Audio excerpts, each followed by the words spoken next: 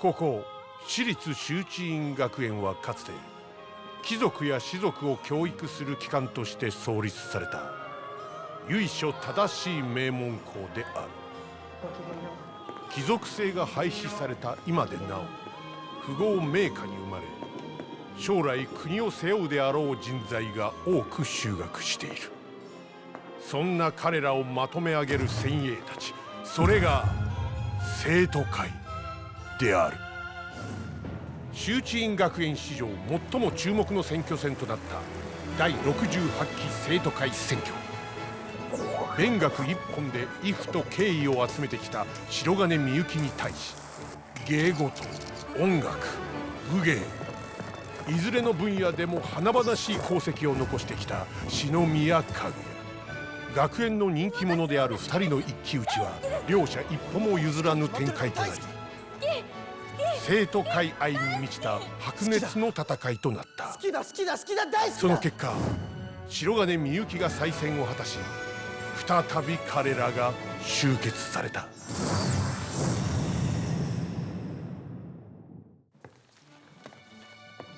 会長、コーヒーどうぞ。悪いな。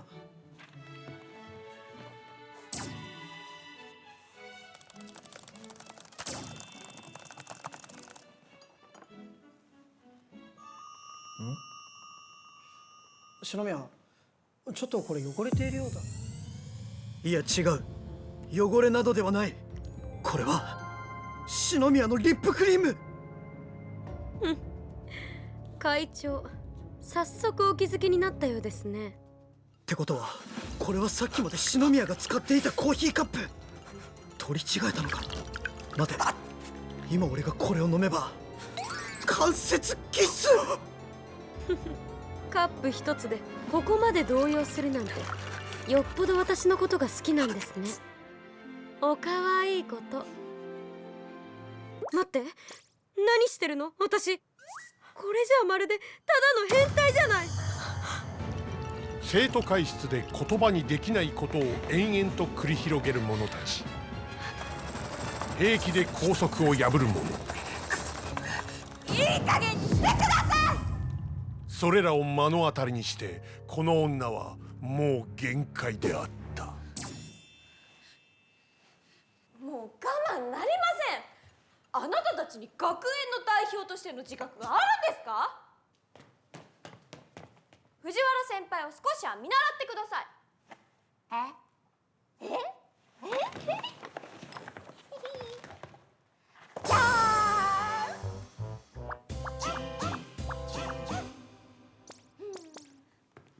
はい。そもそもみんなの見本であるべき会長に問題があるんです。俺が？一人でコーヒーカタカタさせてたかと思えば、急に深刻な顔して。情緒不安定すぎます。私は次期生徒会長を目指してるんです。だからあの時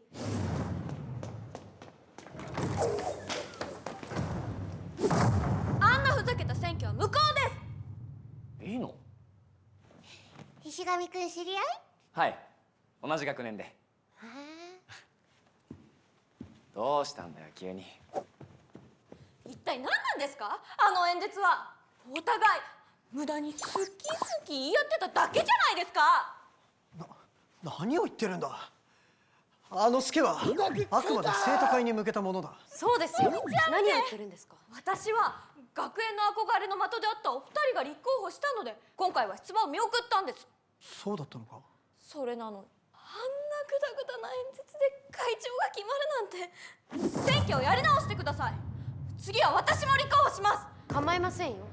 でもあなたへの反発も覚悟してください。望むところで。かぐやさん、もうそんなこと言ったらかわいそうじゃないですか。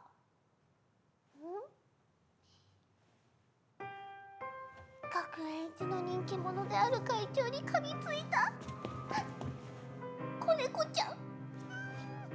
みんなから一斉に嫌われて、蔑まれて、罵られて、捨てられる。行き場を失った子猫ちゃんは男の人に拾われて、それから2人はきしむシングルベッドの上で。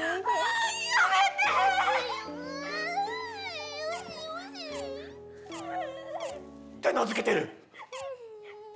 だったら君も生徒会に入らないか？会長。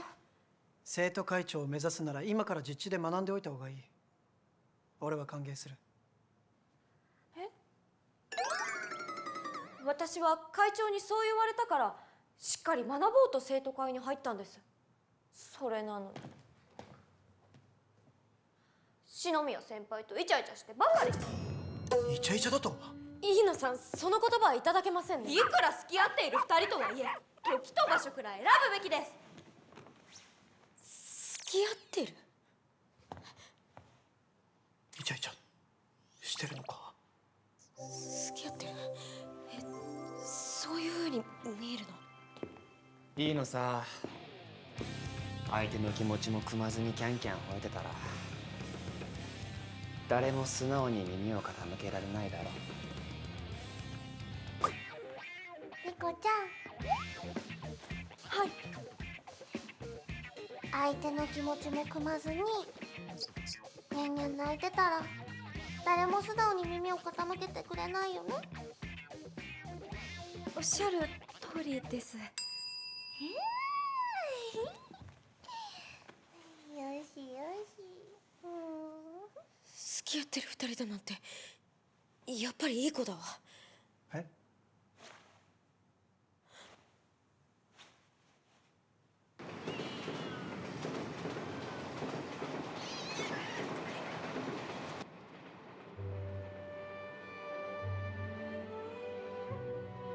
篠宮は多分俺のことを好いてくれていると思う。あの好きは明らかに俺に向けられたものだった。だがあれは恋愛感情の好きなのか？ Like or love どっちの好きなんだ？うわっ、びっくりした。鬼、裸で何してんの？ちょっと考え事を。キモ。早く服着てよ。ごめん。ねえケイちゃん、何？例えばなんだけどさ、自分がつけていたリップクリームの跡が残ったコーヒーカップをラブでもない相手に出さないよね。は？それただの変態じゃん。え？ああ、変態だな。キモ。さもなくばただゴミ扱いされてるだけだ。ゴミ？てか何やってんの？見てわかるだろ。全裸監督だ。 YouTube 始めたんだって。ゲーセン代稼ぐために。みゆき、ホラ貝吹いてくれ。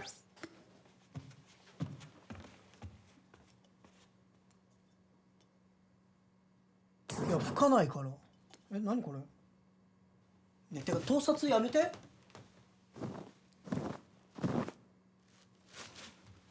ナイスですね。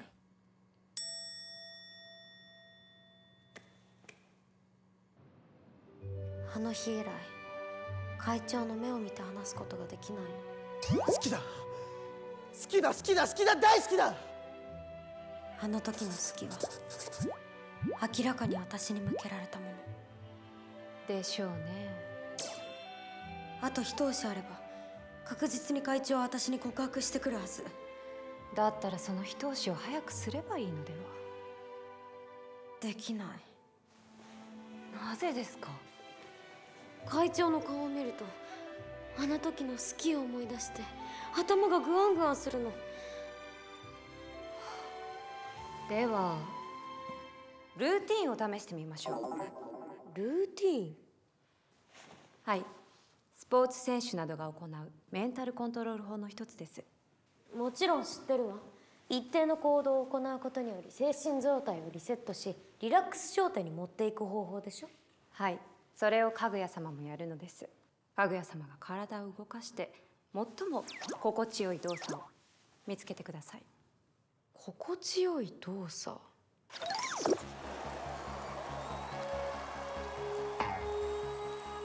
一郎、五郎丸、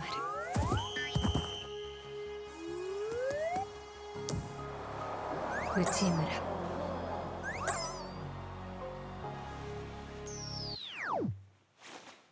これかしら。これが心地いいわ。では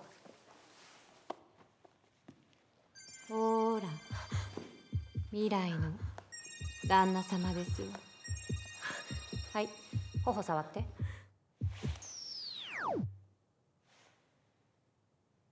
おかわいいこと。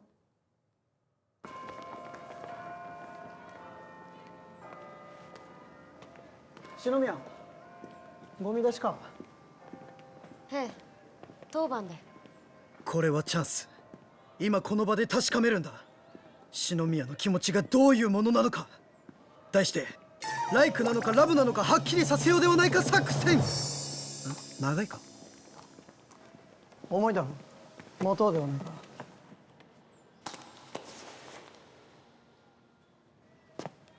人間誰とて好きな相手と不意に触れれば動揺する。これで赤くなっていればラブ確定。ありがとうございます。ノーリアクション。やはりライクなのか。いや、まさか本当に俺はただのゴミ。今の私にはルーティーンがある。私の心の内を読むことは誰にもできない。いや、ゴミなんてはずはない。ならば篠宮って綺麗だよな。しまった。これは踏み込みすぎた。こんなん誰だろうと言われたら照れるやつ。これで赤くならない方が。そんなことありませんよ。真顔。こうなったらもう少し強めのワードを。いや、綺麗だ。目、鼻、口、どれを取ってみても一つ一つのパーツが精巧に作られた最上級のフランス人形のようであり、まずい。いくらルーティーンがあるとはいえ、これ以上攻撃されると危険。ならば私も会長のことはかっこいいと思いますよ。え？返り討ち。しまった。油断した。篠宮はプライドの高い両者において自ら告白するなどあってはならない。ツヤツヤの髪です。ならば己の知略と技術をもって相手に告白をさせる以外にない。スケバン教皇。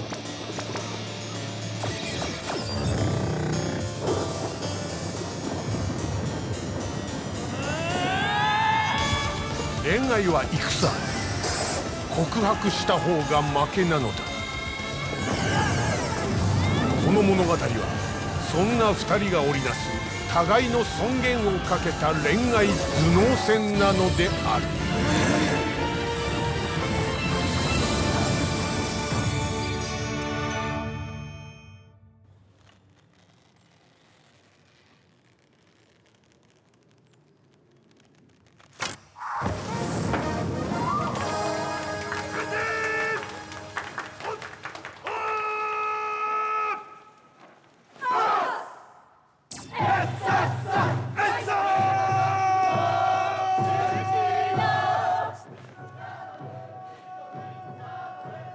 体育祭って超くだらないですよね。体育祭は大事だぞ。生徒一人一人が責任を持って行事に参加することにより心身ともに成長し、つうか大体なんすか、あの応援団とかいう偽善に満ち溢れたただうるさいだけの耳障りな連中は。しまった。石神の青春ヘイトが始まってしまった。ああいうの見てるとマジ薄ら寒いっていうか、応援とか言って本当は自分らが目立ちたいだけだろっていうか、格好つけてんじゃねえよっていうか。おい、石神。全員死なねえかな。最悪。そんなこと言えるの？石神嫌いなんだけど。石神おかしいんじゃない？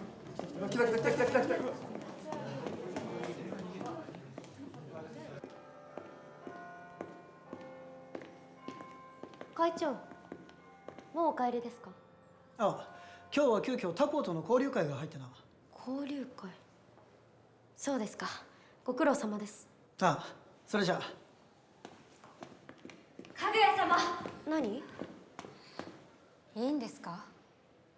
何がですか？あれ合コンですよ。今日は急遽他校との交流会が入ってな。合コン？合コンってあれでしょ？男女がつがいを求めて乳くり合う。つがい探求、みんなで乳くり合いましょう。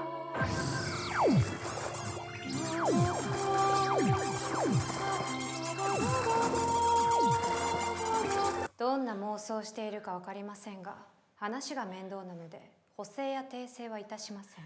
そうです。ってことは会長もその群れの中に混じって私以外のメスと。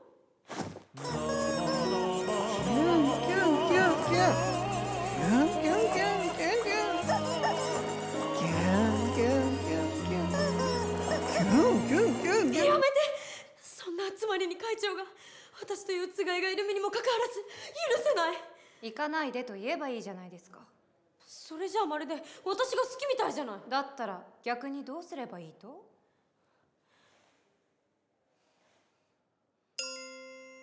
そうだ。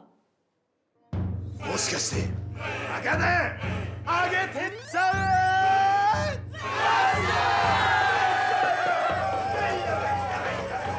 出たウェイ系最悪だ。なんで俺がこんなとこに。完全に場違いだ。ってことで急遽今日から石上が第に加わった。俺が団長、小安が副団長だ。よろしく。じゃんじゃみんなおけまる。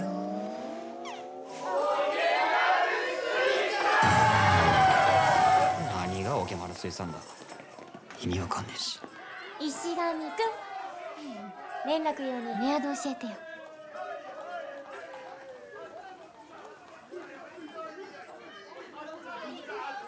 ありがとう。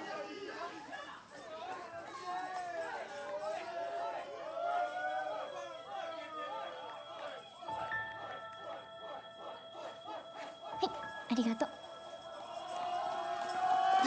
でうちらの体育祭の応援服なんだけど、女子が学ランで男子は女子の制服でいくぞー。もじもんじ。服はおのおの誰かに借りるってことで、じゃあお先にドローンしますしゃ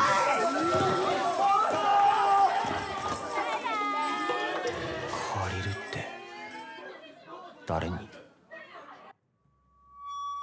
君はシンデレラか My precious one What the only flower growing 時もずっとそばで眩しいその笑顔を見せてやがてシンデレラごめん、間違えちゃった。ああいや許してにゃ。こいつ白目あの子よく見たらマブじゃね？はあマブすぎて目いってんだけど。あれって篠宮のとこ知り合い？あ、いや。なんだよ。隣いい？おい全然いいよ、もちろんウェルカムです。何つけてんの？やめろ。これは代々生徒会長に受け継がれる準急の。そう触るな。そうなんだよね。まあちょっと正直こんな性欲にまみれた群れに私を放り込むなんて本当に白状者。私が行くんですか？そうよ。とにかく会長が他の女に何かされないよう早坂がガードするの。でももし会長が私のことを好きになったらどうするんですか？バカね。落とせるものなら落としてみなさい。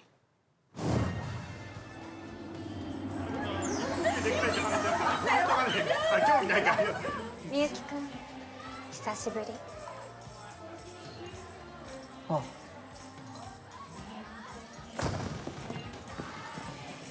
何この女。うっざ。わかる。マジ激おこぷんぷん話。ぷんぷんまで。チョベリバーテだ。ちょべりが。からの。はい。ウェーイ。寒すぎる。ここはものすごく寒いので出ましょう。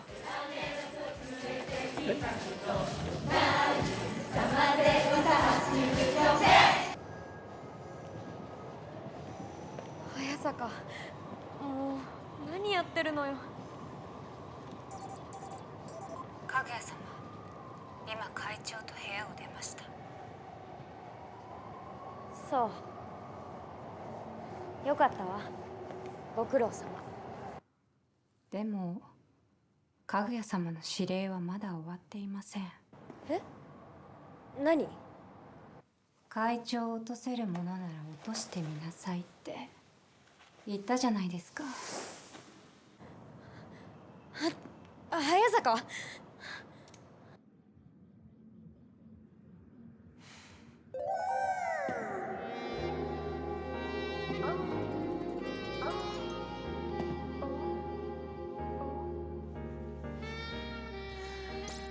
あれ、なんか雰囲気。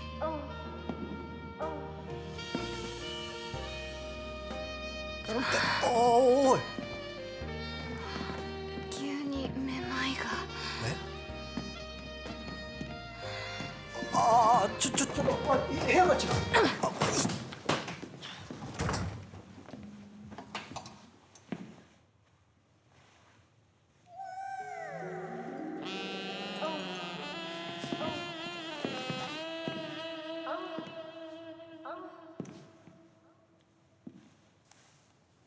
さあ始めましょうか。ちょっと早坂、返事して。早坂。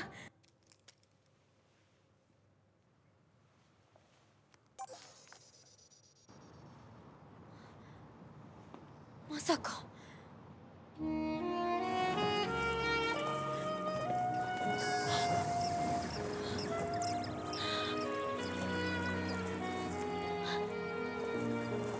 チュチュチュチュ。ダメ、乳繰り合っちゃダ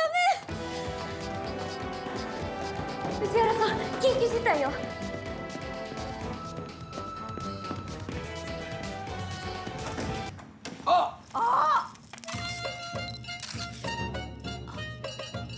すみません、ここじゃない。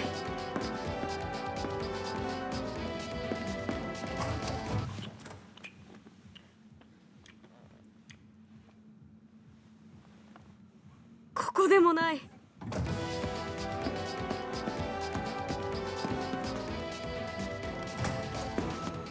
い。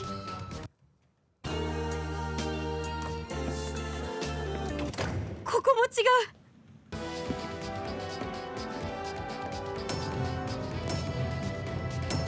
早坂の。どうすれば。鍵はかかっていないのだから、いっそのこと。みゆきくん、早坂。私の会長から離れて。何？私の？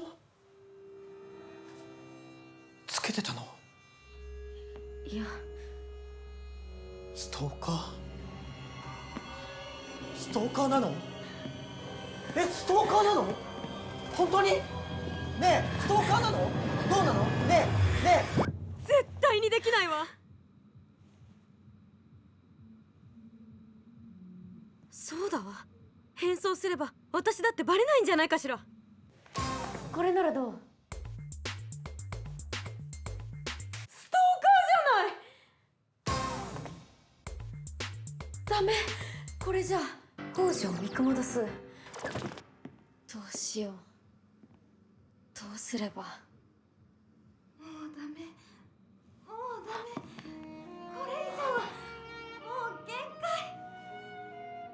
お前が言い出したことだぞ。満足するまで付き合ってもらうからな。本当にもうやめて。壊れちゃう。遅かった。すっきりした。トイレから戻ったら2回戦だぞ。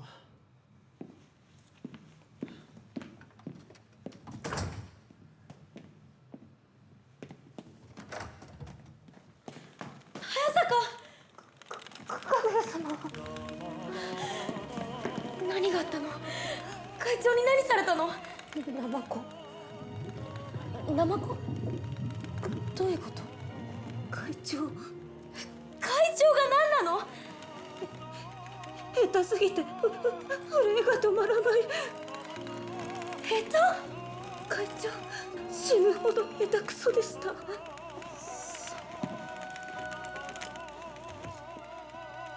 そんなに下手なの？歌が。歌？え、歌の話だったの？ナマコの内臓のような歌でした。早坂？早坂！お待たせしました。大丈夫？立てる？私に捕まって。どうしたんですか？ごめんね、藤原さん。え？ナマコの内臓のようだから、くれぐれも気をつけて。ナマコ？なんでナマコ？はぐや藤原書記。来てたのか。さん？はい。やっと声のピッチが上がってきたところだ。一曲歌おう。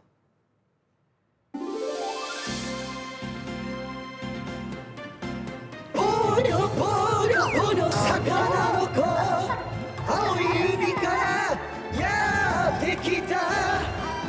ボニョボニョボニョ膨らんだまるや中の女の子。ヘイ！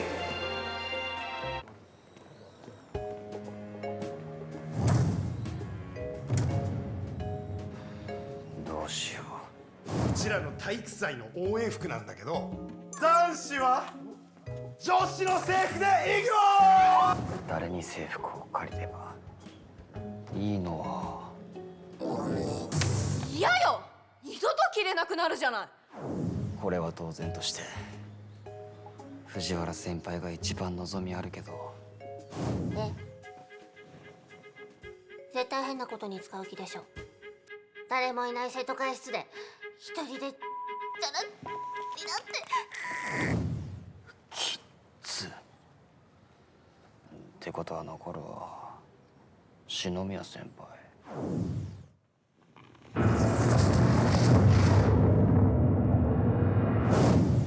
無理無理無理、絶対殺される。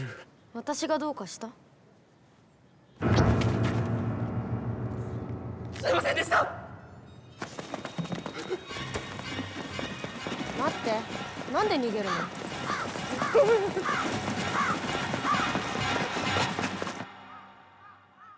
私、生徒会をやめようかと思ってるんです。なんで？せっかく憧れの生徒会に入れたのに。私が憧れていた生徒会っていうのは全然違うんです。違うって何が違うの？私が憧れていたのは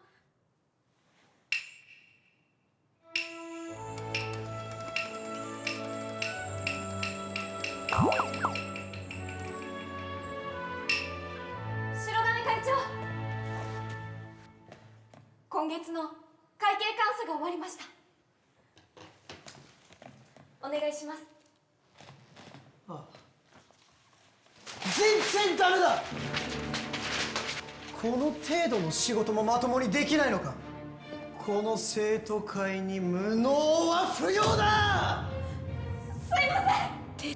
徹底した実力主義。不純異性交友だと？はい。この2人が学内で口づけを。2人とも退学だ。腐ったみかんは早めに処分するに限ります。冷酷無比なリアリスト集団。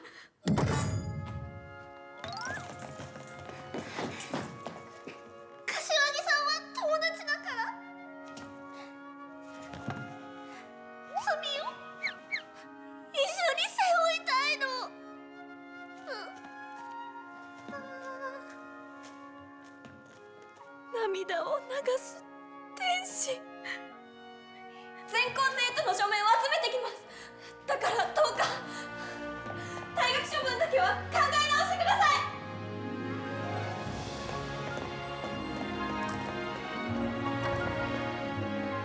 泥臭くスマートでないやり方だ。だが新しい風か。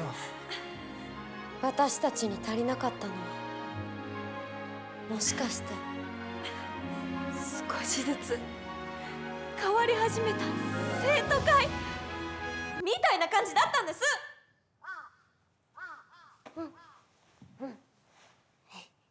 想像力が豊かなのはいいけど、そのストーリーに石神くんも入れてあげてね。石神のことなんて考えるだけ人生の損失です。どうしてそんなに石神くんのこと嫌うの？あんなひどい暴力事件を起こして人として終わってます。暴力事件？ 1 年生なら全員知ってます。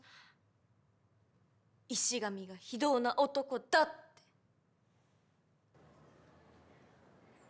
なるほど、それで女子の制服が必要なのね。はい。わかりました。私の制服でよければお貸しします。いいんですか？後輩が困ってるんですから仕方ありません。篠宮先輩、マジマンです。それ意味分かって使ってるの？いいえ。ものすごく古いから使わない方がいいと思う。はい。それにしてもなんで応援団なんてやることになったの？会長がやってみろって。会長が？やるくらいなら死ぬって言ったんですけど、死ぬ気になれば何だってできるだろうって。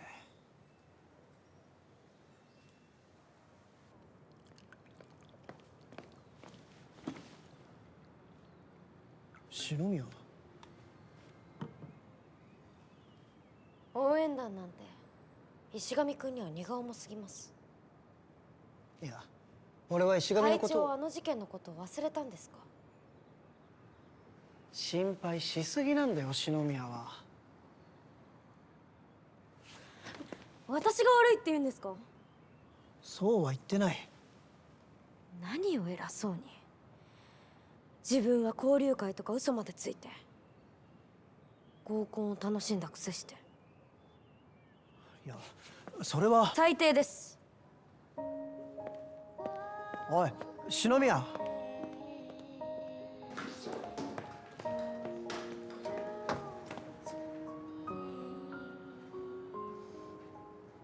何が交流会や。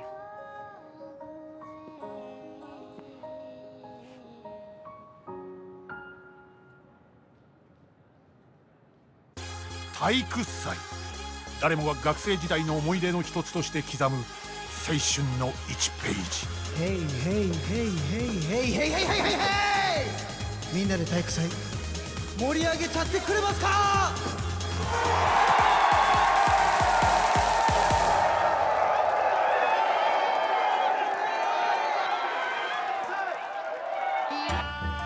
よいしょよいしょよいしょ。ほとばしる汗、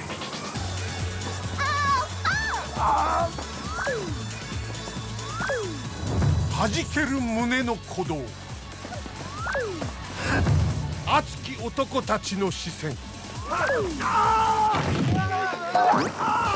ダメだって。マジか。マジでか。運ばれる男。めっちゃ楽しみにしてたのに。その中、この男は一人戦っていた。大丈夫ですか？これ。大丈夫、結構似合ってるよ。続いてのプログラムは白組と赤組による応援合戦です。白熱する応援にぜひ注目してください。よし、行こう。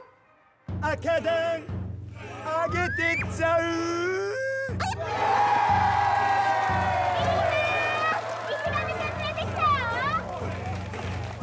可愛いよね。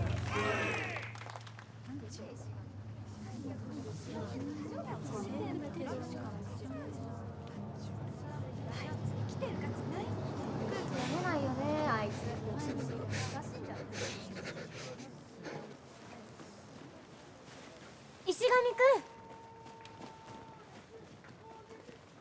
ん、何やってんのよあいつ。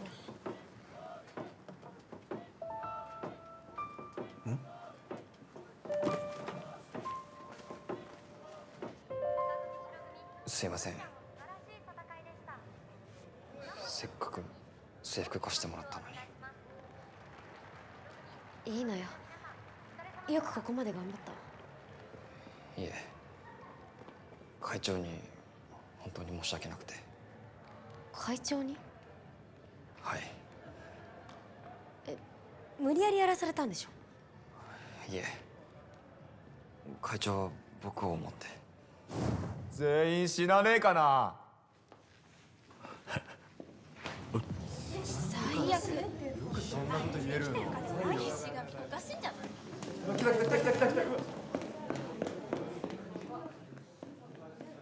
い？石神、お前はこの先の学園生活そのままでいいと思ってるのか？え？ずっと青春ヘイトしていたいなら俺は何も言わない。そりゃ僕だって。そうか。だったら石神、応援団やってみないか？俺が団長に推薦してやるから。風野さん、風野さんいらっしゃいますか？風野さん、すみません、風野さん、風野さん。おお、大丈夫かしょうがね。すみません、風野さん、急なお願いで恐縮ですが、石神を応援団に入れてくれませんか？石神？いいよ。早っ。お前が今日の合コン来てくれんなら。合コン？合コン？僕を応援団に入れる代わりに会長は合コンに参加させられる羽目になって。そうだったんですか。私会長にひどいこと。石神くん、団長がね、足痛すぎてリレー無理だから代わりに石神くんが走ってくれないかって。石神くんが？いや、無理だよ、そんなの。中等部の時足速かったんでしょ？いよいよ最後のプログラムです。皆さんお待ちかねの団体対抗リレー、大きな声援を石神くん、お願い。さあ、間もなく団体対抗リレーが始まります。現在赤組が495点、白組が550点、白組がリードです。しかし赤組も逆転するチャンスは残っています。赤組、白組、最後まで頑張ってください。アンカー石神なの？してよ、なんであいつなんだよ。なんであいつは。ひどい。みんなして石神くんのこと。自業自得ですよ。あんな事件起こしたんですか？みんな石神くんのことを勘違いしてる。中等部時代に起きたあの事件は石神くんが悪いわけじゃありません。本当のことは私と会長だけが知ってる。どういうことですか？会長には口止めされてましたが、当時から変わり者だった石神くんはクラスに馴染めずにいた。石神くん、消しゴム落ちてたよ。そんな石神くんに唯一優しく接してくれたのが大友京子だった。ありがとう。大友京子は全国大会常連の演劇部の花形で部長の荻野公と付き合っていた。そんなある日、あの事件が起きた。大丈夫だって。京子、俺のこと彼氏だと思ってっから眠らせたら好きにしていいって。なんだよ、いたのかよ。で、どうするつもり？チクる？そんなことはやめろ。困ったな。こっちだってもう約束しちゃってるし。あ、そうだ。いい提案があるんだけどさ。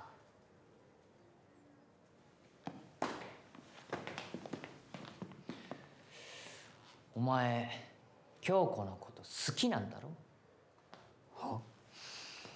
今日うち来いよ。京子呼んでやるから。で俺が京子を眠らせてやるから、その間にお前はやっちゃえよ。大友を何だと思ってるんだ。なんだと思ってるんだ！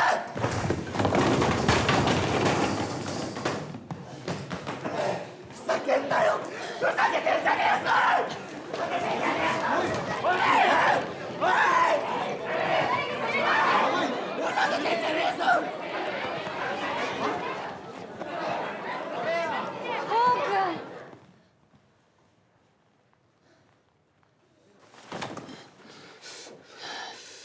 ここで手を引くなら京子には何もしないでよ。お前が誰かに言えば京子の裸の写真をネットにばらまくぞ。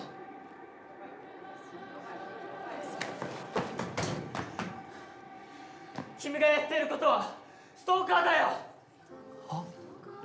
君が京子を好きな気持ちはよく伝わった。だけどいくら殴られても僕は彼女と別れない。何言ってんだよ。暴力じゃ愛は勝ち取れないんだよ。石上君、荻野のその演技をみんなが信じた。クズ。おかしいじゃん。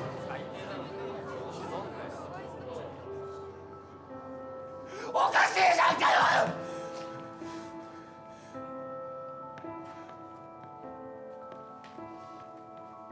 大友。おかしいのはあんたよ。それがあの事件の真相。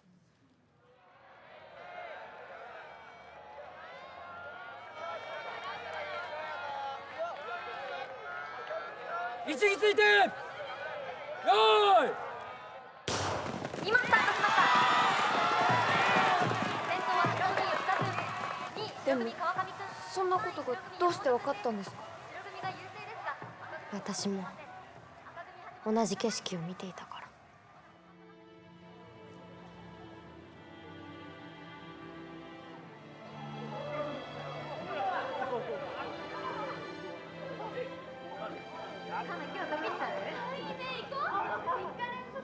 周りから特別扱いされていた私はいつも孤独だった。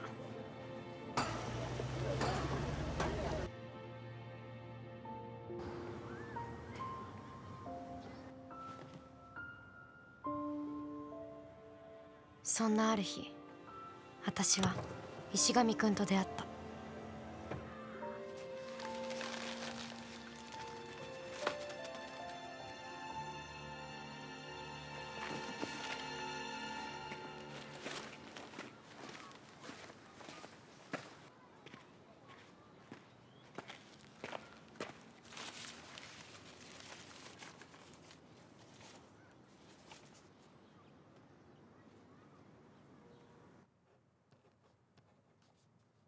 未だに反省文を出していないようです、白金会長。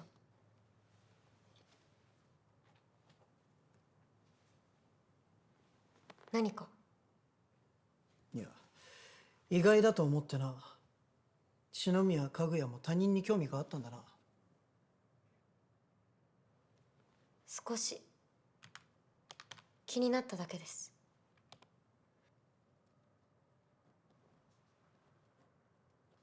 分かった。だったら一緒に調べてみないか？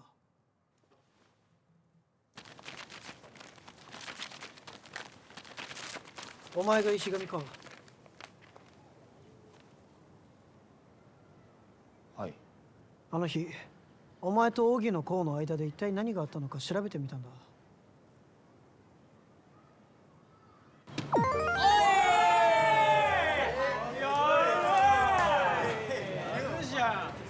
俺 UFO キャッチャーやってくるわ。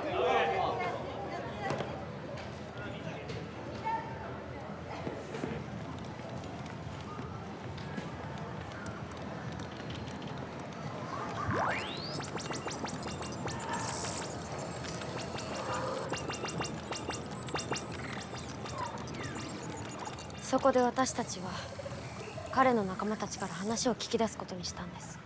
約束の金だ。で、京子といつ遊べんだよ。悪い、ダメになった。はあ？なんでだよ、話が違うだろ確かにそういう話だったよな。そうな、お前ん家に京子呼んで眠らせてやっちゃって。バカな奴らは俺に全てを話してくれた。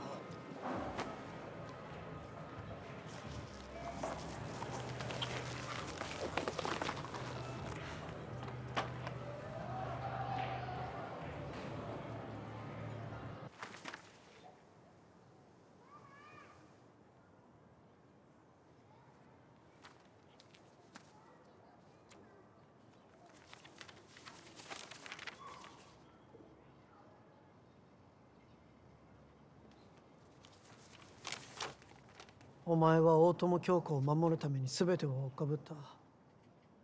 全てを暴露すればお前は救われたかもしれないのにそれをしなかった。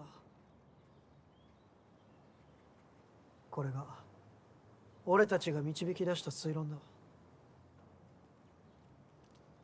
秘密を守ることがお前の戦いなら俺たちもこのことは誰にも言うつもりはない。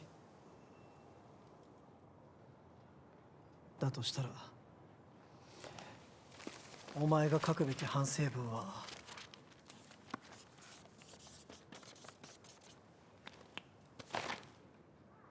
こうだ。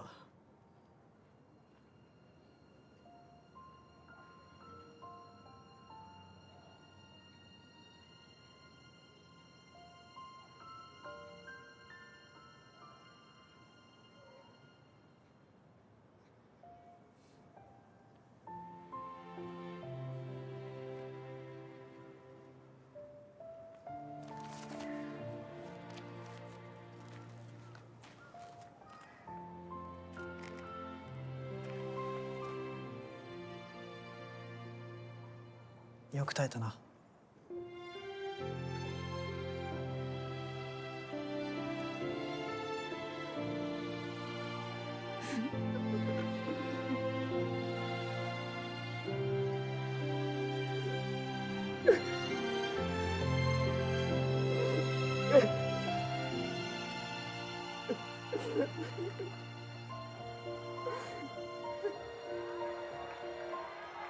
第4走者にバトンが渡りました。どちらも互角です。頑張ってください。徐々に差が開き出しました。赤組頑張って。第5走者にバトンが渡りました。勝負もいよいよ大詰めです。帰りたい。帰りたい。帰りたい。白組早いです。ここまで白組が1位を守ってはい、アンいます。カーの人準備して。あれ、内巻内巻がない。あれてか俺赤組だっけ。石上、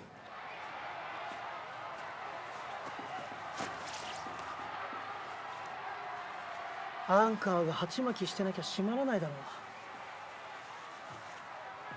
う。周りの目なんて気にするな。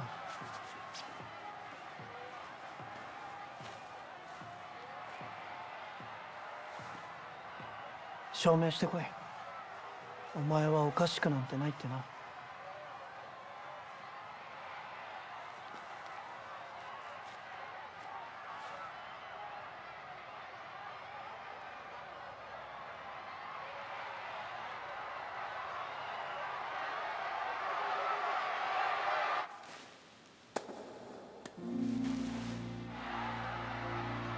行ってこい。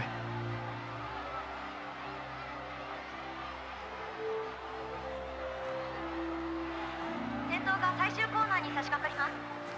いよいよアンカーにバトンが渡されます。そうだ、俺がおかしくない。証明する。証明してみせる。1位山本君、行け石上。2位小川君、3位緑君、4位石上君、5位青木君、6位田中君、7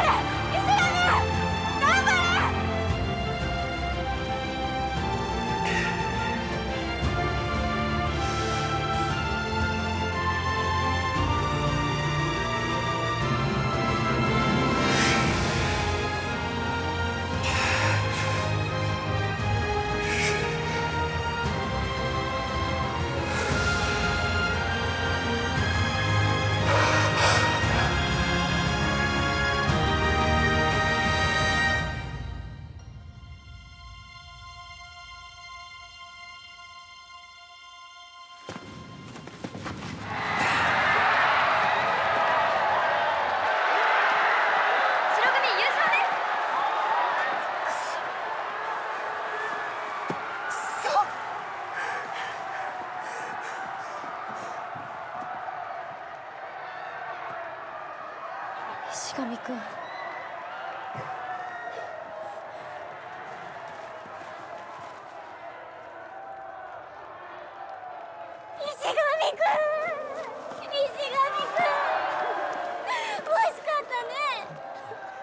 小安先輩。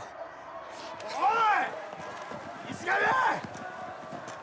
お前いい走りだったぞ。マジで惜しかった。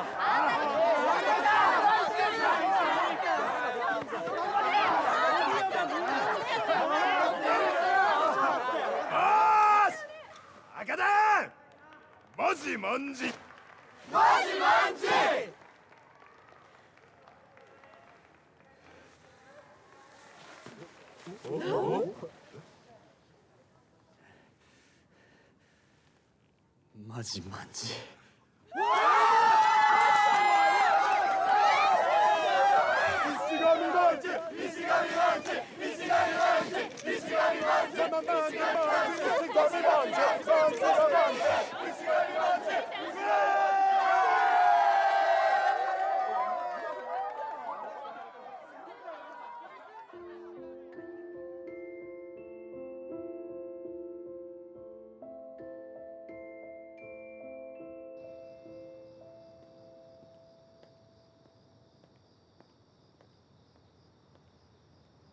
会長、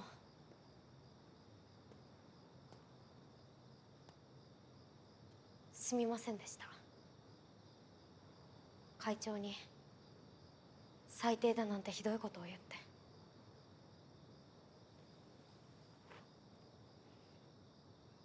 もういい。それより篠宮も一緒に見ないか。今夜は月が綺麗だ。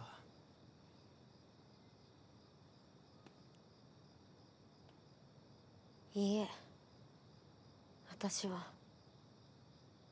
月が嫌いですから。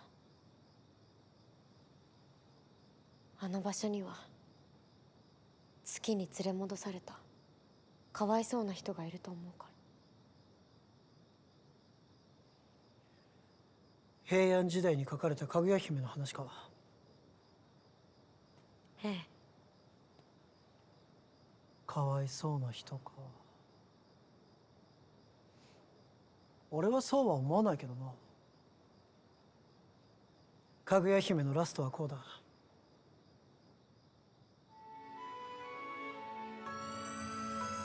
かぐや姫は月に連れ戻される際、愛した男に不死の薬を残す。月に帰る前にこれを。不死の薬です。長生きしてください。だが彼女のいない世界で生きながらえるつもりはないと、男が薬を燃やしたという美談で物語を締められる。かぐや姫が言った言葉の裏も読めずに美談めいたことを言って薬を燃やしたバカな男だ。言葉の裏って？俺はいつも思うよ。あの薬はいつか私を迎えに来て、そんなかぐや姫なりのメッセージだったと。人の寿命じゃ足りないくらいの時間がかかったとしても、絶望的な距離が二人の間にあったとしても、私はいつまでも待ち続けますって意味を込めてかぐや姫は不死の薬を渡したんだ。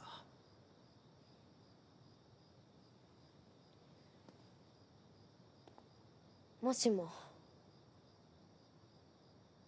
会長がその男の人だとしたらどうしたんですか？俺なら絶対にかぐやを手放したりしない。まずい。俺なら月まで行って奪い返す。絶対にかぐやを。もうやめて。何十年何百年かかろうともかぐやを。やめてって言ってるでしょ。恥ずかしいの。え、篠宮？なんだよ恥ずかしいって。俺はただかぐやの話をしてる。かぐや？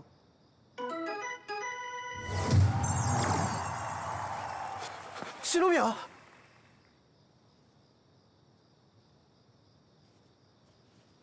俺はなんて恥ずかしいことを。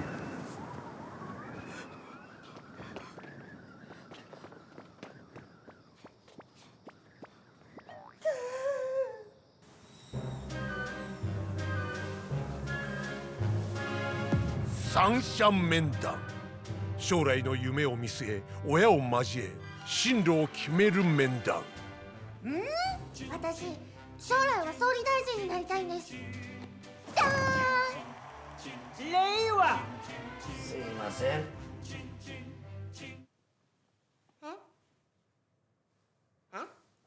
藤原千佳進路迷走中。かぐや様は何てお答えするつもりですか？私は父に言われた通りにするだけです。篠宮かぐや内部進学希望。生徒会長白金君、本当にこれでいいんだね？はい。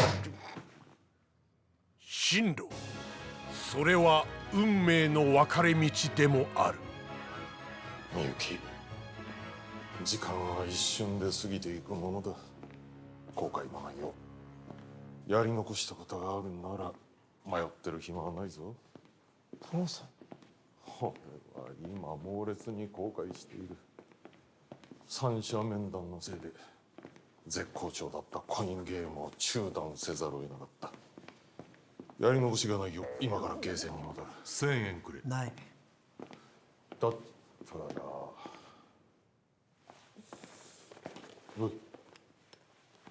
父さんのためにホラ貝吹いて。吹かない。でも YouTuber やめて。ケチェイ。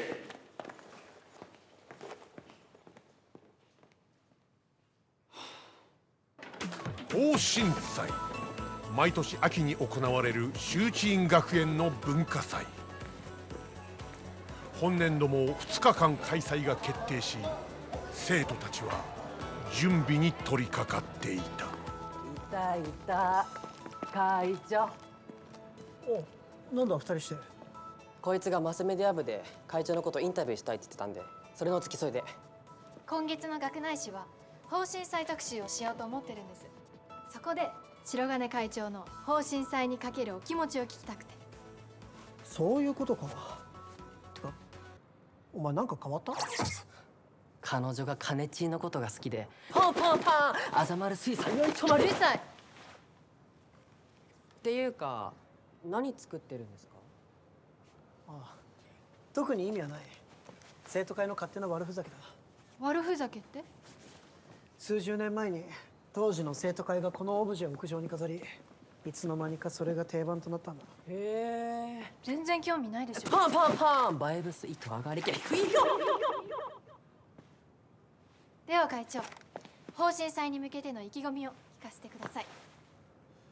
そうだな。文化祭は男らしく決める。お待たせしました。購買で売るグッズのサンプルを持ってきました。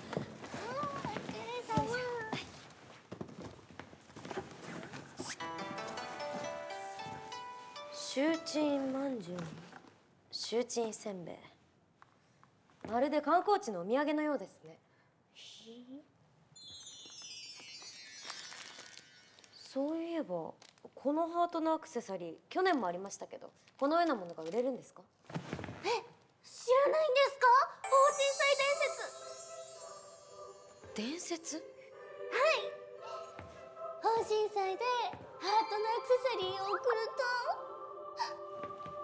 永遠の愛がもたらされると言われているんです。ロマンティック。ハートの贈り物をして告白して、それで結婚した先輩たちの話、私も何人も聞いたことあります。待って、ってことはこれを会長に渡せば。会長、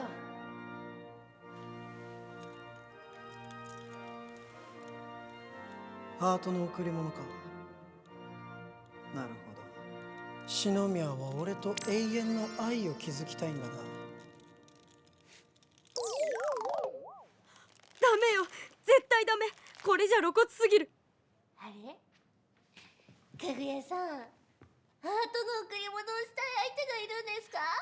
何ですか急に。あはー、いるんですね。そうなんですね。みこちゃん。はい。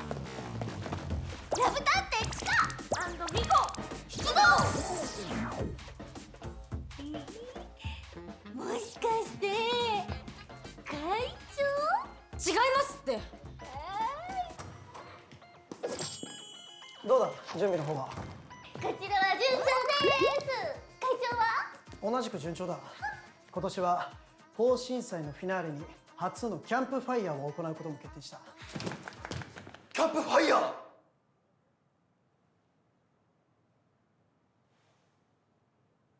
石神いたのか。石神君もハートを送りたい相手がいるんですか？別にそんな人は。怪しい。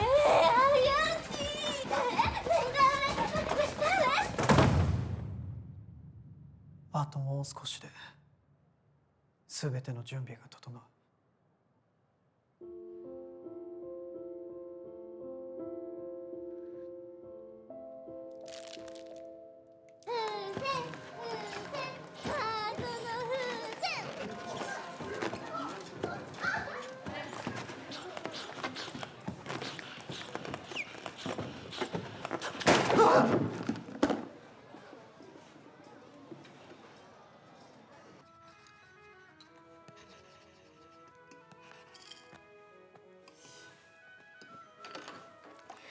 ねえ早坂、明日までにこういう柄のハンカチを探してきてほしいの。そんなニッチなニーズに合わせた商品はありません。発注して作ったらいいじゃないですか。それじゃあ当日間に合わないかもしれないでしょ。もしかしてそれって方針祭伝説のハートを送ると永遠の愛がってやつじゃ。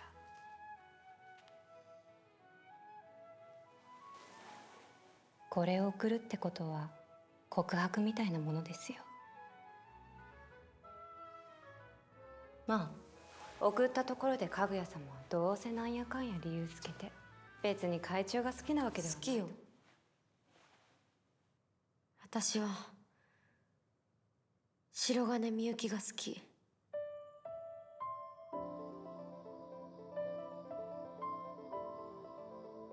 お別れか。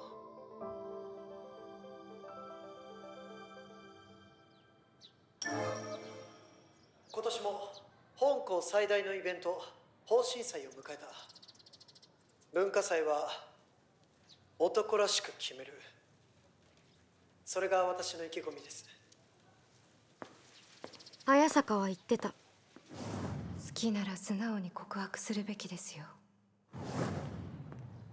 告白。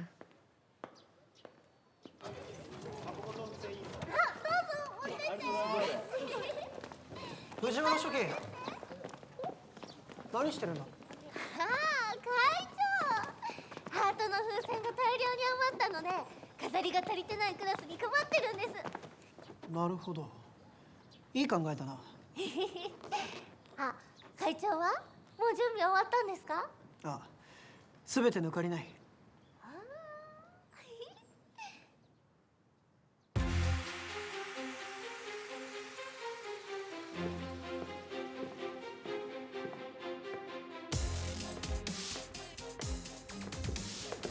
この文化祭で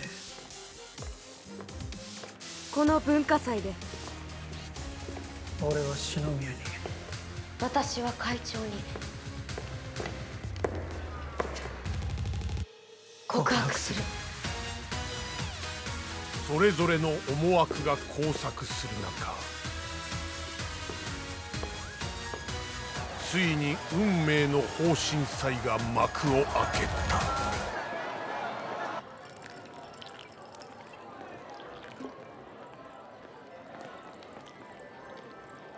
かぐや様、厄介な人が。田沼正蔵53歳。彼は心臓バイパス手術の第一人者として知られるゴッドハンドだ。彼はこの手でこれまで多くの命を救ってきた。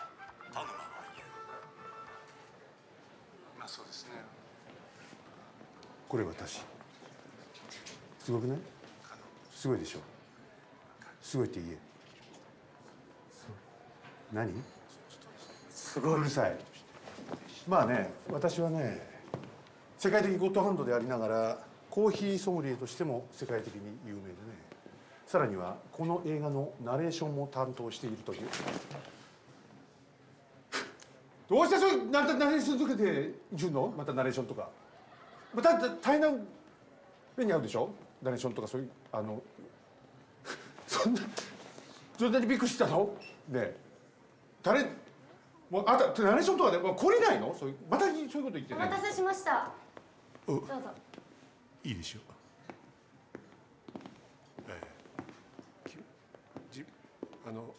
まあいいや。どちらがよろしいでしょうか。ほう、それが話に聞く宮内庁御用達のシューチンコーヒーですか。はい。豆はタイ北部の象保護センターで作られたブラックアイボリーを使用しているとか。ご注文はコーヒーでよろしいですか。そもそもお嬢さんはコーヒーの語源はご存知ですか。いえ、かなりめんどくさい。早く済ませて離れないと。アラビア語ではコーヒーはカフアと呼ぶんですが、実はこのカフアがコーヒーの由来なんですよ。そうなんですね。ご注文カフアとはもともとは軽い白ワインの別名でもあった。ではこのカフアの語義は何か。それは欲望を減らすという意味なんです。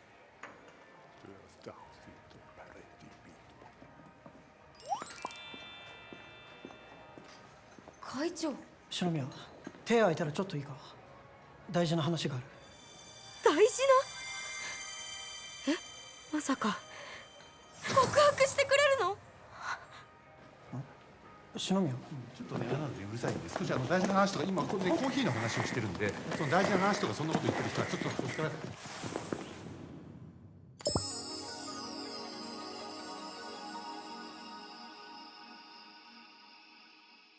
キュン。何ですか？大事な話って。あ、いや、早く告白をしなきゃとは思っていたんだが。来た！告白！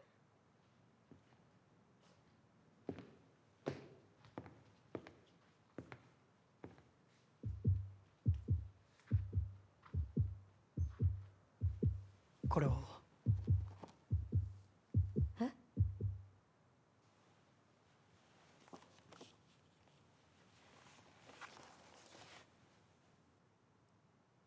これって。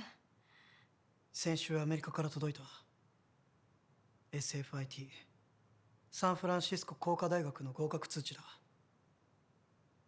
来年俺はみんなより一足先にこの州知院を巣立つ。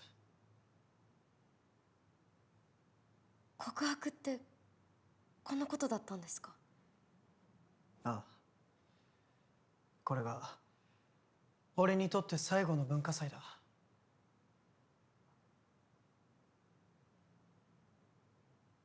それはまた急な話ですね。校長の勧めでな。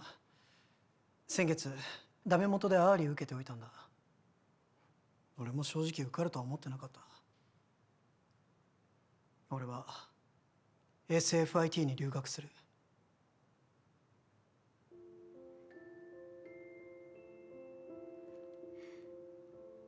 そうですか。何はともあれおめでとうございます。ありがとう。告白は以上ですか？ああ。では仕事なので失礼します。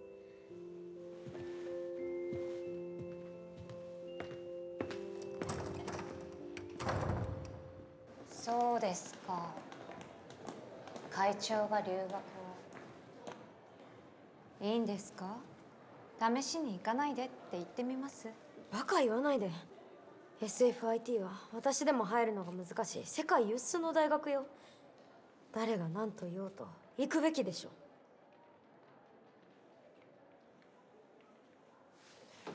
SFIT といえば世界中から天才と呼ばれる人たちが集まり、家柄もよくかぐや様より綺麗でセクシーなパツキン女性がいるかもしれませんね。セクシーなパツキン女性？ I am so bored. みゆき。Play with me.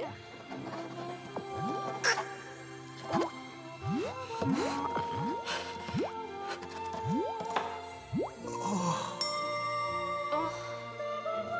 かわいいこと。4年もあれば何人もの女性を入れ食いし。入れ食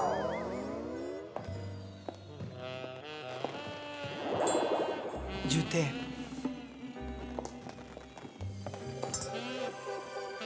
アモティアドーロ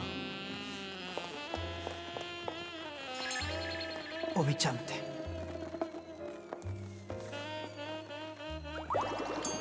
ダグクンダ I love you I love you too. その中の一人とできちゃった婚なんかして、可愛い双子のベイビーなんか生まれたりなんかして。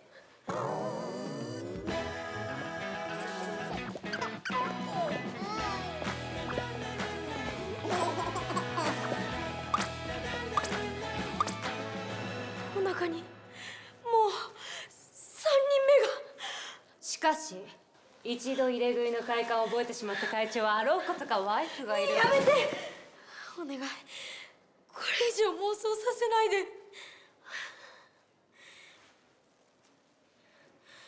早坂、手伝ってほしいの。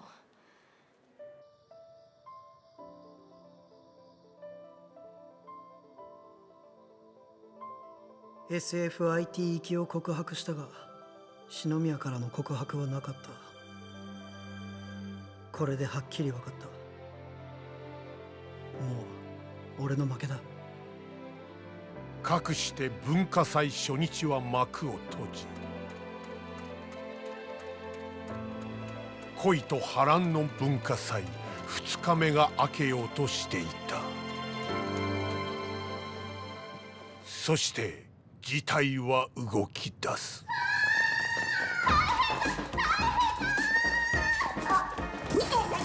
大事件ですよ。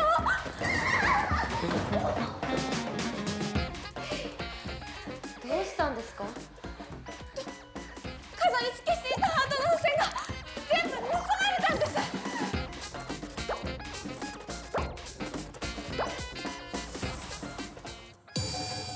ハートをいただきに上がった。アルセーヌ。ルパンですよ、怪盗ルパン。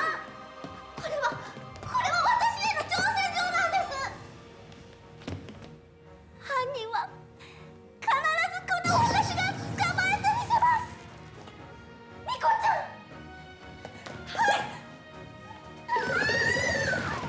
ゃん。いつも場を散らかす藤原さんが犯人探しに夢中になっている間は告白を邪魔する者はいない。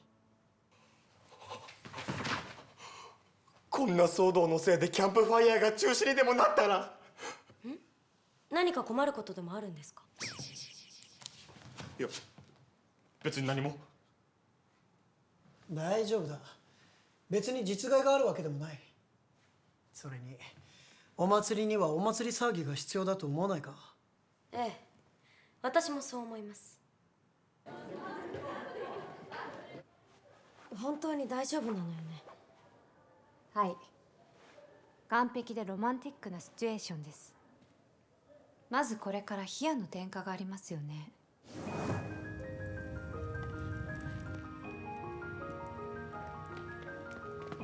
その時なるべく近くに会長を招きます。矢尻の火に照らされたかぐや様の横顔はさぞ神秘的に見えるでしょう。会長はこの時点ですでにドッキドキです。ドッキドキ。そして屋上からキャンプファイヤーで盛り上がる生徒を眺めつつ、文化祭の成功、あったかい缶コーヒーを飲みながら2人でささやかに祝います。これは激エモです。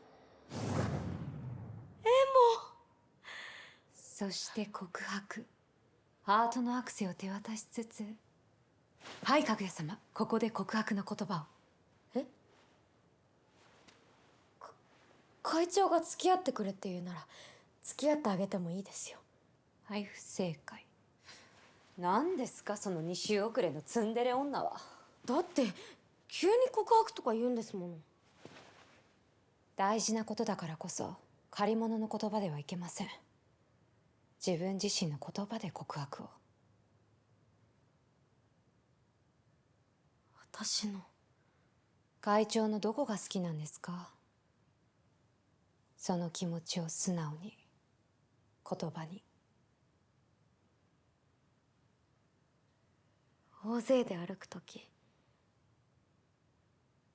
列から離れて歩く人がいるとちらりと振り向く横顔が好き。地味に負けず嫌いなところも。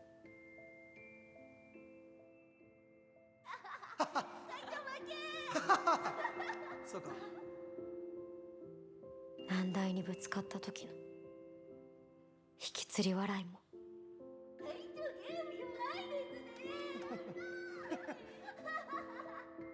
おめでとう。優しく後輩思いなところも。行ってこい。そして何より人を信じることができるまっすぐな姿が好き。好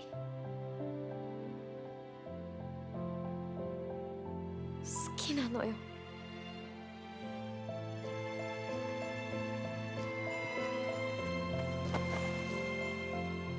告白絶対に成功させましょう。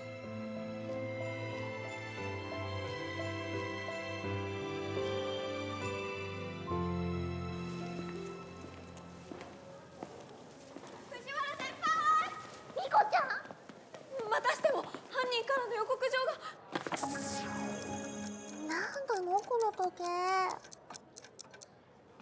ミコちゃん、はい、行くよ。はい。おお、ラブダンス室だ。楽しみじゃない？私相手いないからな。そっち。だから新崎は幼なじみなんだ。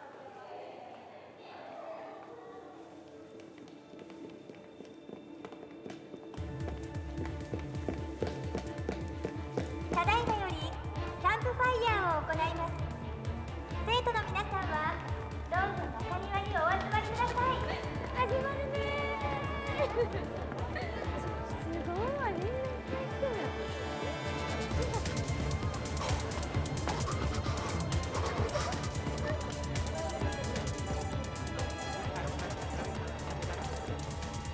もう何やってるのよ。早坂会長はまだなの？ダメです。生徒会室にもいません。どうするのよ。嫌な時に会長が近くで見てドッキドキプランでしょ。それではいよいよキャンプファイヤーです。結果はこの人、生徒会副会長篠宮かぐやさんにお願いします。これ以上はもう待てない。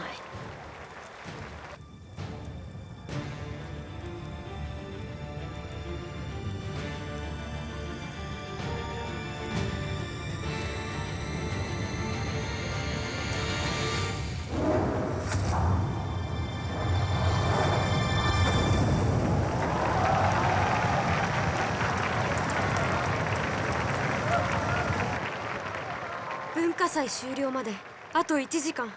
それまでに告白を。ま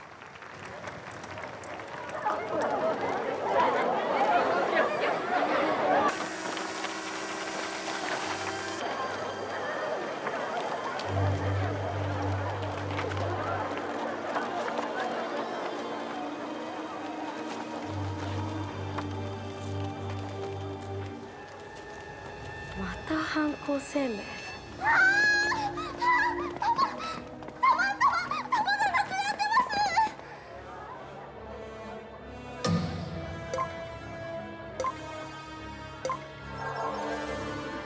誰がこんないたずらを。こんな邪魔まで入るなんてもう告白は無理。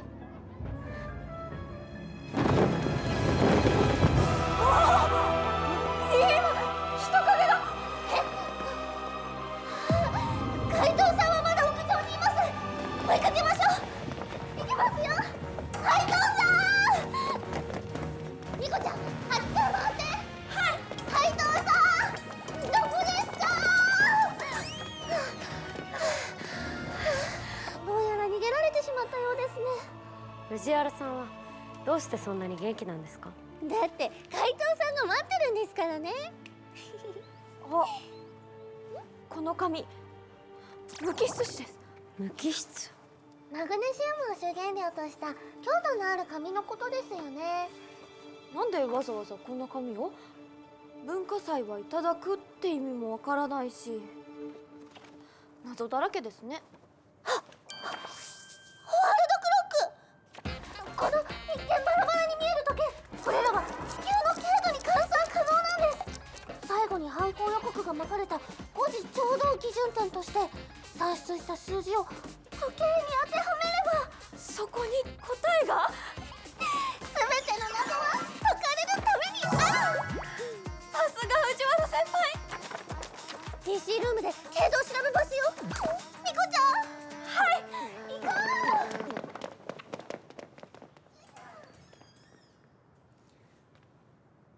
ごめんなさい。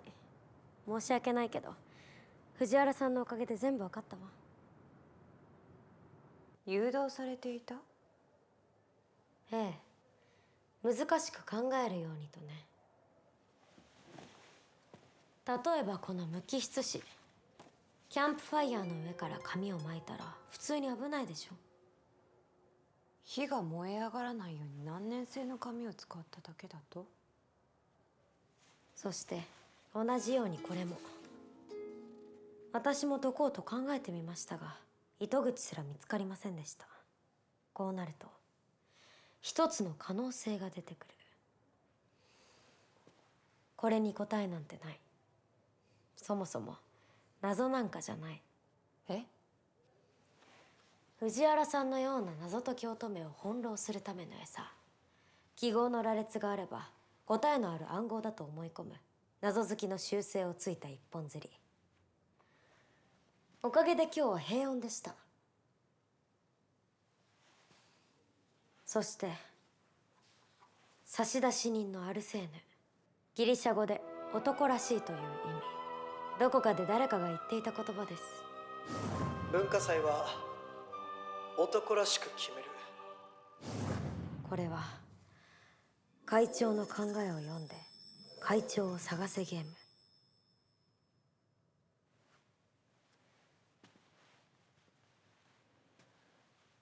会長、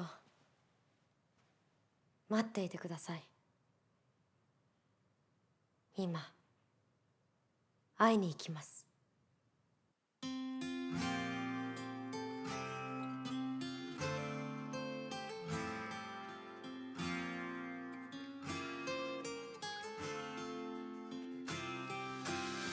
少しずつ分かり始めた君の癖、考えそうなこと伝えたいことがあるのに胸の奥つかえるんだ。動き出さなきゃこの距離のまま近づけないと分かってるけど、弱い心と強いプライドがまだ邪魔をする。でも今はあなたのことずっと見てきた。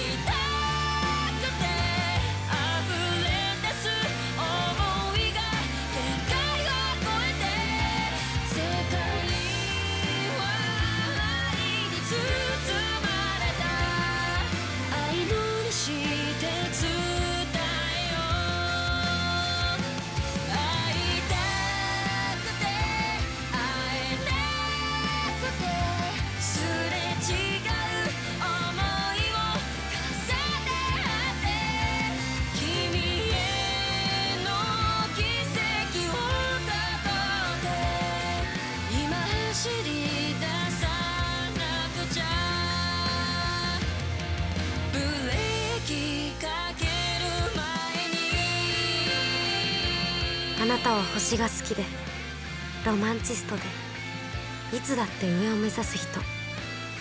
時計台の上に会長はいる。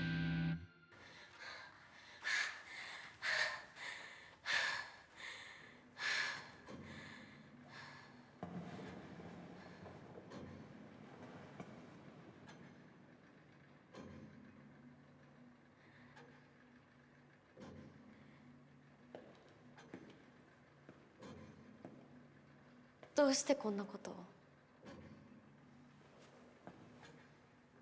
なんでだと思う？わ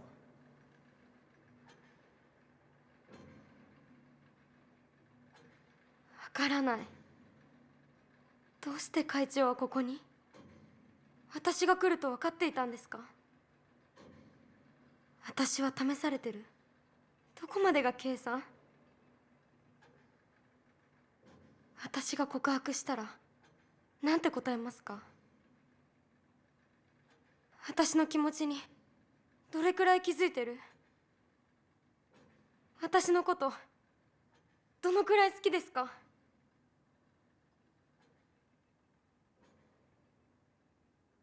からない。これから告白しようというのに目を合わせるのも怖い。どうした篠宮？ずーっと黙って。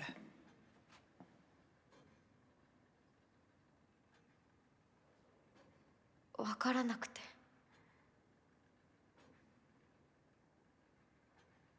そうか。俺にとってこれは最後の文化祭だ。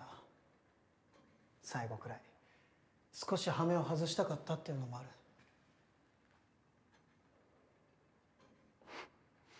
せっかく怪盗を追い詰めたんだ。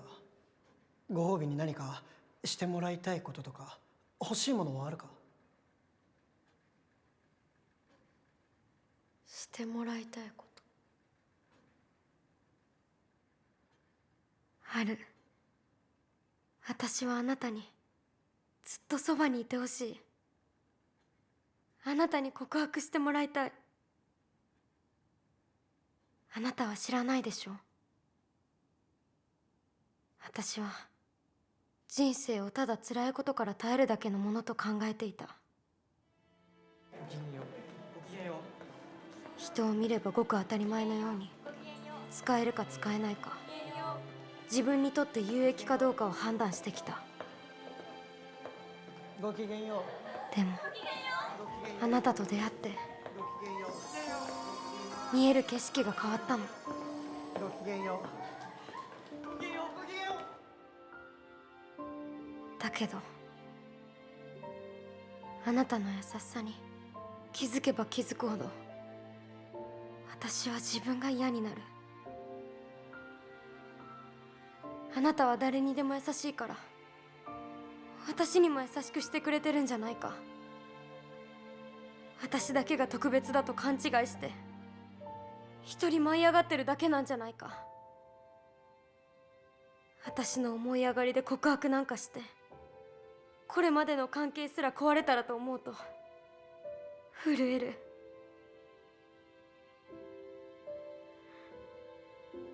だから私は告らせたかったのに。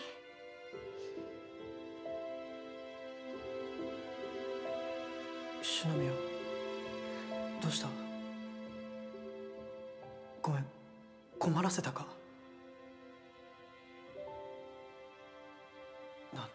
なんとか言ってくれよ。寒いのか？ほら。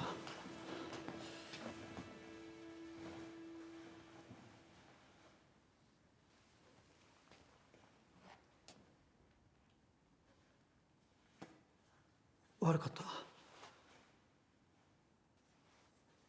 篠宮を困らせるつもりなんてなかったんだ。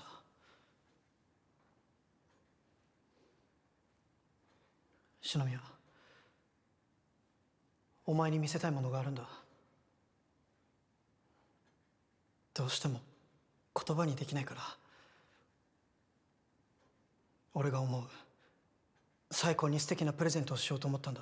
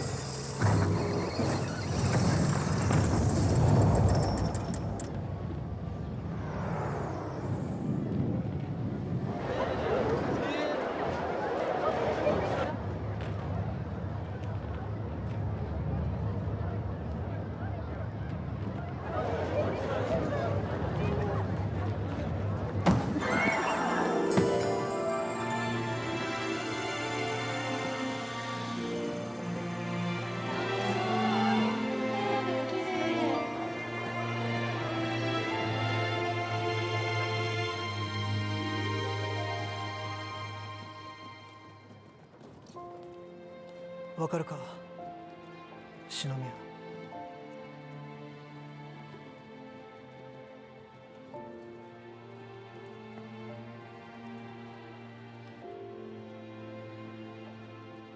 これが俺の気持ちだ。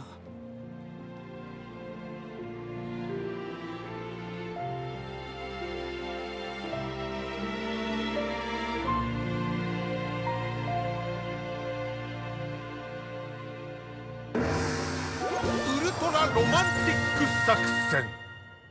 これは白金が入念に準備をしてきた作戦である。 SFIT に合格したその日から計画は動き出していた。すごい。この文化祭の夜に篠宮かぐやとの関係性に決着をつけることを。そのために何をすればいいのか、そのインスピレーションは日常の中から得ていた。コスプレ、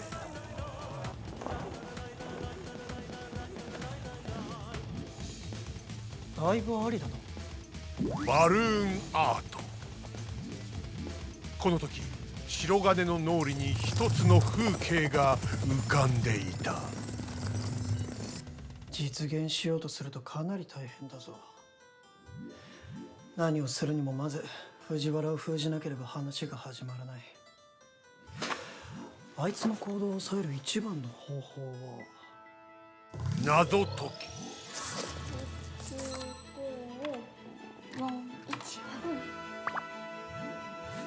あと必要なのは数百のハート。等身祭伝説。見えてきたぞ。無数のハートをバルーンの中に仕込み、一気に割る。オブジェ作り。となると最後に必要なのは、お願いします。おう、ロマン。キャンプファイヤー。割れたバルーンから飛び出した数百のハートはキャンプファイヤーの上昇気流に乗って地上から数十メートルで停滞。高台での数分間のゴールデンタイムが発生する。水面下で行われていた文化祭の完全私物化。その全てはこのシチュエーションのために。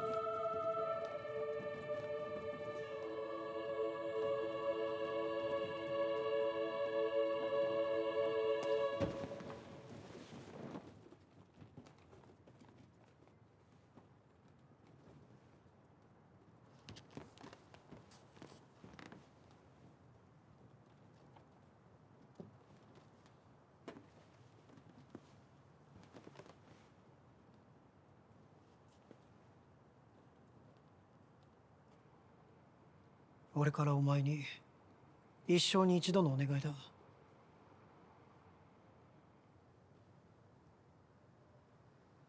SFIT を受けろ。俺と一緒にアメリカに来い。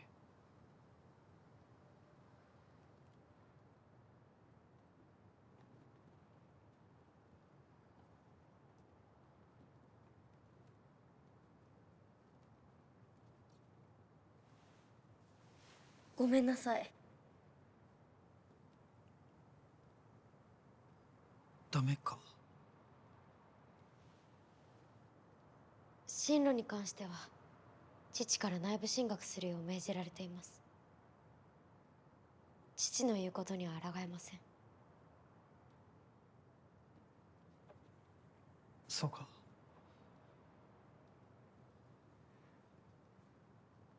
さよなら会長。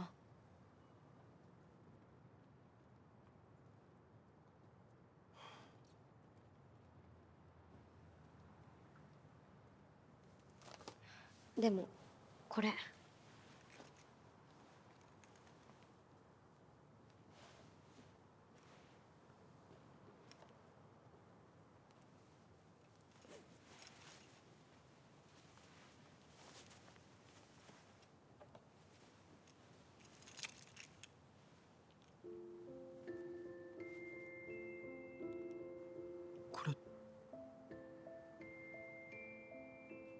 遠くに行ってしまう会長に不死の薬です。俺はいつも思うよ。あの薬はいつか私を迎えに来て、そんなかぐや姫なりのメッセージだったと。私はいつまでも待ち続けます。篠宮。会長、怪盗を捕まえたら景品をくれるって話でしたよね。ああ、そういえばそんなことも言ったかな。それって何でもいいですか？まあ俺があげられるものなら。言いましたね。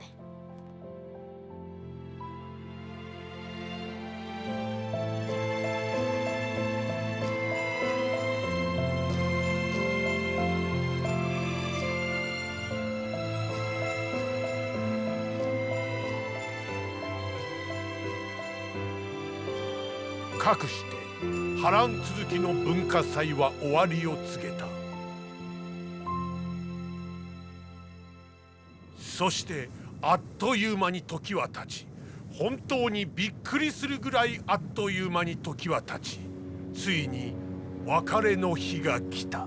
これ絶対足かけんだよ。これ普通絶対かけるもん。会長、本当に行っちゃうんですね。会長、本当にありがとうございました。これからの生徒会は頼んだぞ。てかマジでこれで行くんですか？コンテナ船ですよね。旅客設備がついてるから問題ない。どれぐらいかかるんですか？まあ2週間ぐらいだろうな。飛行機で行けば10時間で着くのに？せっかくだからな、船の旅を楽しもうかと思ってる。とか言って飛行機代がないだけだったりして。冗談だったんです結局この日までにかぐやさん戻ってきませんでしたね。どこに行っちゃったんでしょう。会長、本当に文化祭の日の夜、かぐやさんに何も変なことしてませんか？いや、俺は何も悪いことは。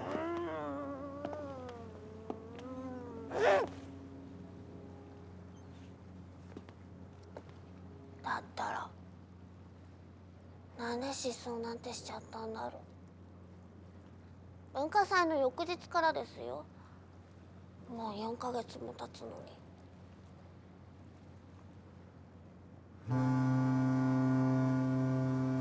に。そろそろか。元気でな。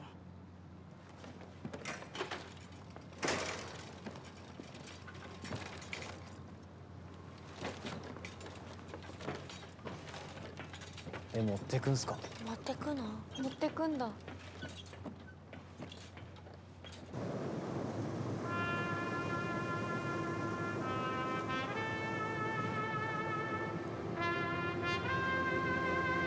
篠宮。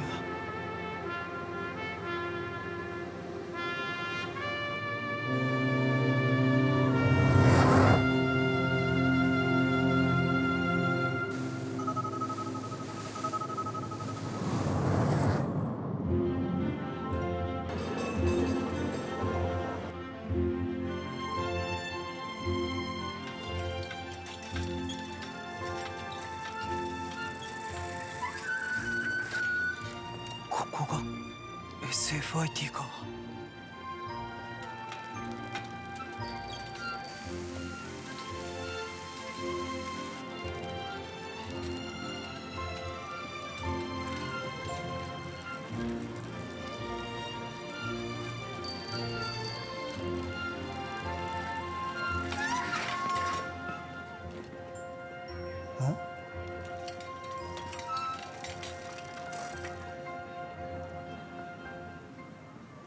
篠宮。Excuse me. Why does it say Shinomiya? Oh, this. It's a gift from our vice president. 副会長。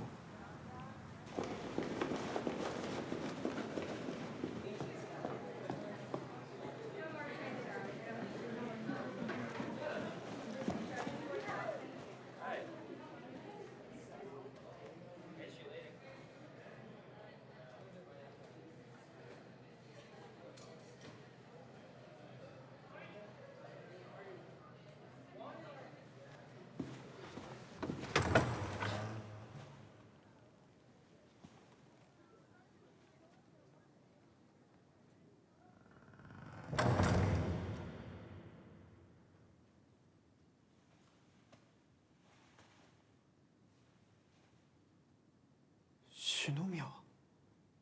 原会長、随分と遅かったですね。なんでお前がいるんだよ。なんでって、私もここの学生ですから。は？失踪してたんじゃないのか？失踪なんてしませんよ。ウルトラじらし作戦。これは篠宮かぐやが入念に準備をしてきた作戦である。 SFIT を受けろ。俺と一緒にアメリカに来い。この時からかぐやの計画は動き出していた。ごめんなさい。すぐに承諾をしないことで起こる最大限の効果を狙っていたのだ。篠宮が学校に来ていない？はい、無断欠席しているみたいで、先生も連絡がつかないみたいなんです。突然姿を消すことで動揺する白金の心。その裏で進めていた SFIT 進学。お父様、篠宮かぐや、一生に一度のお願いがございます。会いたくても会えないもどかしさ、募る恋心を助長させる悪巧み。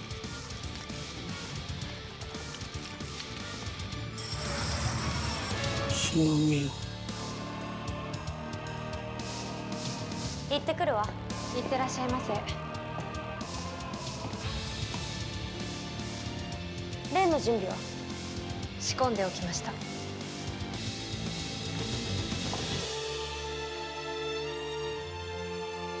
篠宮。ご苦労様。うわっ！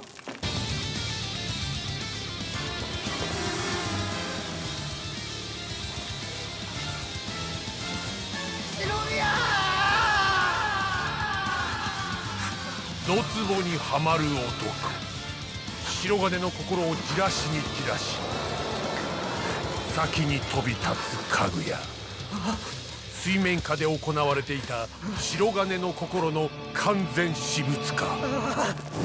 その全てはこの日のために。会長の席は空けておきましたので、どうぞ。おう。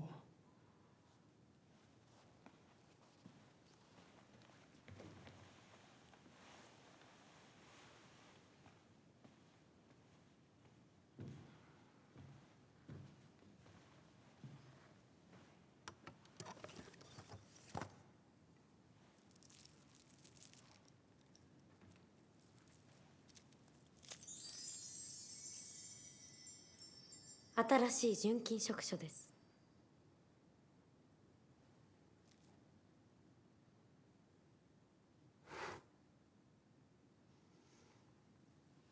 そうか、そんなにも俺のこと。そうだろう。俺と会えないのが我慢できず、俺のために海外進学を。何が待ち続けますだ。勘違いしないでください。会長が私のことを好きすぎて、どうしても来いって言うから私は。は？好きすぎってなんだよ。俺はお前にそんな言葉言った覚えはない。言ったも同然じゃないですか。あんなにたくさんのハートの風船を打ち上げたりして。それを言うなら篠宮だっていきなりキスをしてきたじゃないか。篠宮の方が好きすぎだろ。いいえ、好きすぎるのは会長の方です。いや、篠宮の方だ。会長です。篠宮だ。いい加減、好きなら好き。Well, はっきり well, 告白してきた。 rubber isn't worth. If you fall in love first, come on. You あ、ごめん、スタッフやっぱ俺英語無理だった。恋愛は戦。好きになった方が負けなのである。それでも修知院学園の生徒会長だったんですか？それを言うならお前だって副会長だったじゃないか。本当にもうはっきりしてください。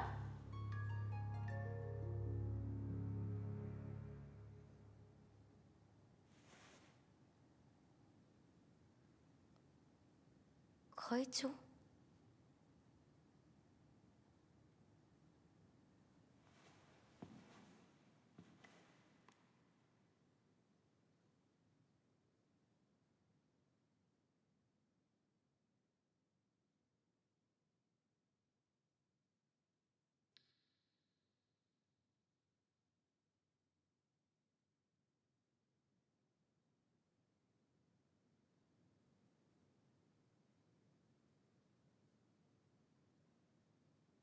愛してる。俺は篠宮かぐやを愛してる。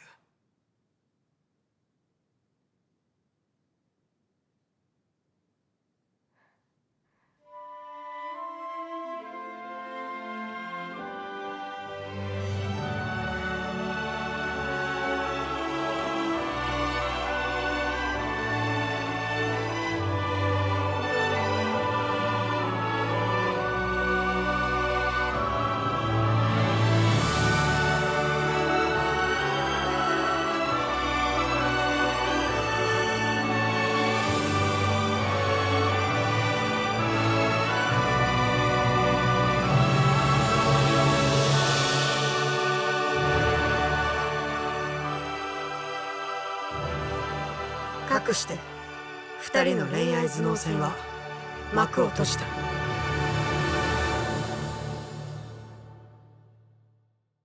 恋降る月夜に君を思う Can we be happy? Darling, darling 隣でずっと Loving, more loving 笑っていたいよ僕らは運命に少し甘えすぎかな Darling, darling その目にずっと Feeling, more feeling 映っていたいよいたずらな奇跡はいつか Take us to the moon 交わる恋の事情絡まる思考回路 Oh yeah, find the answer 重なる視線のマジック高まるキスフラグ Oh yes, it's a romance 君らしくキスださ僕らしくキスもらう寝ても覚めても夢でも好きが止まらない恋降る月夜に君を思う Can we be happy?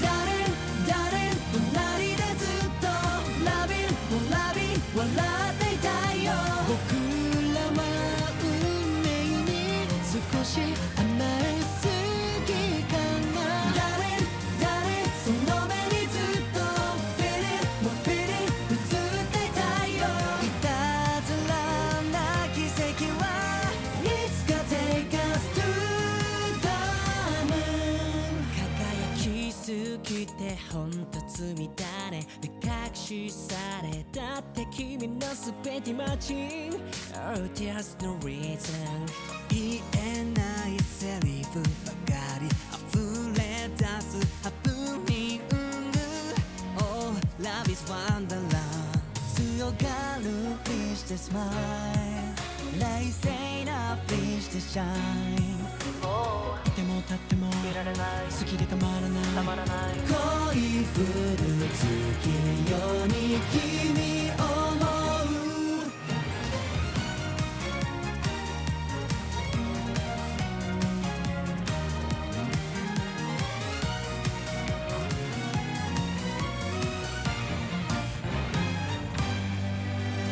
うもしも地球の片隅で君が涙に溢れたら夜空に橋を架け見つけに行こう Love is so beautiful